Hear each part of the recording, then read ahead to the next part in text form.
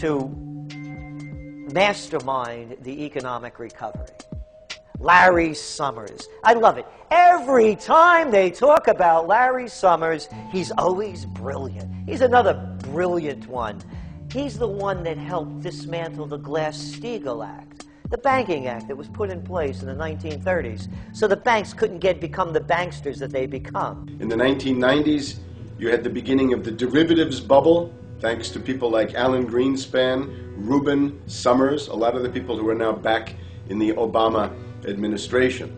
And the derivatives, I think, are the centerpiece of this entire problem today. These are the same people, Geithner from the Treasury Department. Could you imagine that? Now we have the U.S. Treasury Secretary, who also is a Robert Rubin protege of the Larry Summers group, that dismantled Glass-Steagall and broke apart the regulations that would have prohibited the banks and brokerages from becoming these criminals. He was the former president of the New York Federal Reserve, and now he's our Treasury Secretary. And as we all know, the Federal Reserve is as federal as Federal Express. It's a private bank. And now we've put this guy in charge of it? I mean, Wall Street has hijacked Washington in broad daylight. Every single one of his appointments support the status quo. Every one of his appointments are there to screw the American people. Every single one of his appointments are people who are working to bring down the Republic and the Constitution of this country. Secretary of the Treasury, Timothy Geithner, Bilderberg Group and Trilateral Commission member. Secretary of State, Hillary Clinton, is a Bilderberg and CFR member. She is also married to Trilateral Commission member William Jefferson Clinton. Ambassador to the United Nations, Susan Rice, Trilateral Commission.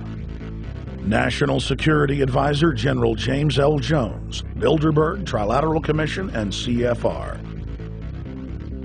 Deputy National Security Advisor Thomas Donilon, Trilateral Commission, CFR. Special State Department Envoy Henry Kissinger, Bilderberg Group, Trilateral Commission, and CFR. Chairman, Economic Recovery Committee, Paul Volcker, Bilderberg Group, Trilateral Commission, Council on Foreign Relations. The Director of National Intelligence, Admiral Dennis C. Blair, Bilderberg Group, Trilateral Commission, CFR. Secretary of Defense Robert Gates, Bilderberg Group, Trilateral Commission, CFR. Deputy Secretary of State James Steinberg, Bilderberg Group, Trilateral Commission, CFR. State Department Special Envoy Richard Haas, Bilderberg Group, Trilateral Commission, and President of the CFR. Obama Presidential Advisor Alan Greenspan, Bilderberg Group, Trilateral Commission, CFR. State Department Special Envoy Richard C. Holbrooke, Bilderberg, Trilateral, CFR. And the list goes on and on. Even if Barack Obama were the most wonderful person in the world, he was groomed and brought to power by the global elite to carry out their agenda. Humanity must look past Obama and realize that presidents come and go, but the shadow government and their program of global enslavement continues. How could people be so stupid and gullible to believe a bunch of political people?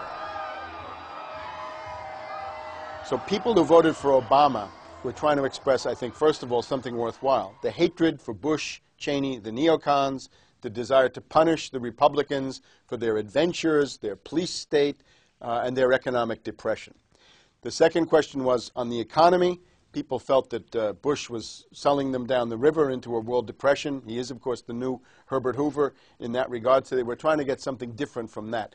The tragedy, of course, is, and this is really why Obama was groomed and prepared over a period of almost 30 years now, that Obama is there to frustrate and to deceive all of those hopes. Obama is a cruel hoax. He's a bogus sham. He's an absolute denial of everything that you'd expect from an American president. It is very disturbing to see well-meaning people falling for high-tech propaganda over and over again. It happened after 9/11. The American people en masse were swept into a mob psychology, irrationally throwing their common sense to the wind and doing whatever the administration told them to. The general public eventually caught on to the fact that George W. Bush was a deceitful thug and that the economy was in freefall. In the midst of it all, Barack Obama was there, speaking out against the abuse of the people at the hands of the establishment. With the election of Barack Obama, the world rejoiced that the United States was no longer in the hands of madmen. But unfortunately for humanity, this was another vicious fraud. I want to like the guy. He speaks gently, he's intelligent, he seems to be a man of peace, he is just as charismatic as they come. But you know what? Is that a tree is really, really measured by the quality of its fruit. And when you kind of put away all the flowery words, when you put away all the rhetoric, when you put away all the rock and roll music, what he does is what's important for the people of this country, starting with the truth. Obama is notoriously a liar. He promised that he would get out of Iraq, I think within 16 months at some point. We had Samantha Power telling the Scotsman that he wouldn't be bound by those promises, and sure enough, he's now not going to be bound by those promises. Obama pledged in hundreds of speeches and interviews that within 6 months of being elected, he was going to bring our troops home from Iraq. But after he was inaugurated, the story changed. Now he said that they would look at bringing some of the troops home in 16 months. 2 weeks later, his story had changed again.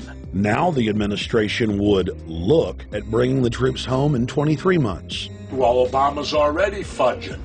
He's fudged since day one in this election, where he first said we're getting out. Well, now it's a timetable, and now it's da-da-da, because they're getting to him. They're understanding that, and he ain't going to be able to get him out because people more powerful than him got us in. When he first ran, remember, he was going to take the troops out. I get in there, troops come home. Day one. There is no military solution in Iraq, and there never was. I will begin to remove our troops from Iraq immediately. And then that went to 16 months. And now he's going to add, they're saying, another 30,000 or more troops to Afghanistan. Next, he sent 30,000 more Marines to Afghanistan, doubling the total number of forces in the crosshairs. Barack then announced that he was going to move missile systems into Eastern Europe to encircle Russia. But after all, what should we expect after he kept Bush's Secretary of Defense, Robert Gates?